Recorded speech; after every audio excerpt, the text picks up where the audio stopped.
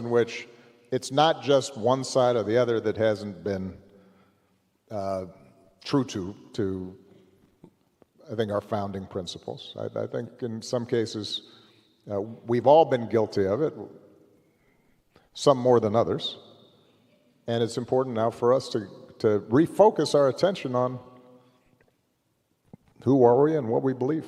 So you mentioned common ground. It's important to us here. It's trying to model how to disagree and how to have debates and civility and compromise. And I know that's important to you. You probably have talked to your girls about how to defend, but also how to listen. It's been, 8 years in office, 8 years out of office, and polarization is at the highest level ever. Seems like the partisan wedge just keeps digging in, getting deeper.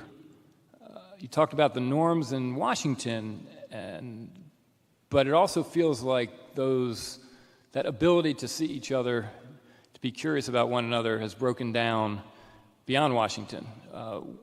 What are the strategies for bridging those divides right now?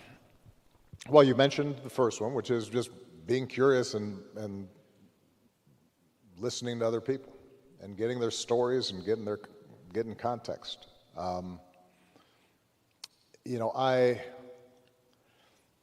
During the negotiations around the Paris Agreement, the key was to get China and India bought in on them taking responsibility for reducing their emissions, setting standards, despite the fact that most of the existing greenhouse gases up there were created by the West during the long period of our industrialization. Now, I could have gone to President Xi or Modi and said, no, we're only going to do something if you do exactly what we do. But that wouldn't have taken into account the fact that on a per capita basis, each American has a much bigger carbon footprint than they do. They're at a different stage of development. In India, you've got a third of the country that still doesn't have electricity.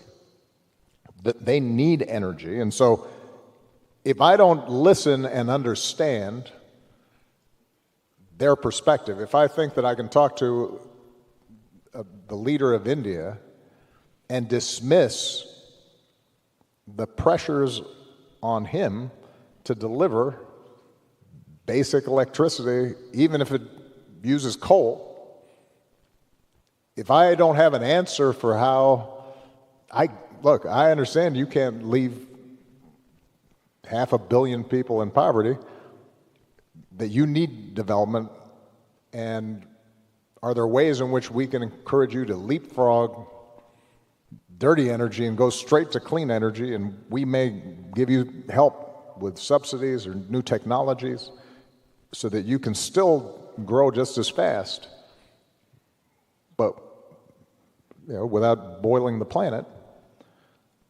If I'm not hearing that, if I don't see their perspective, then not only am I not going to get their cooperation, I'm not going to solve the problem that's in my interest to solve.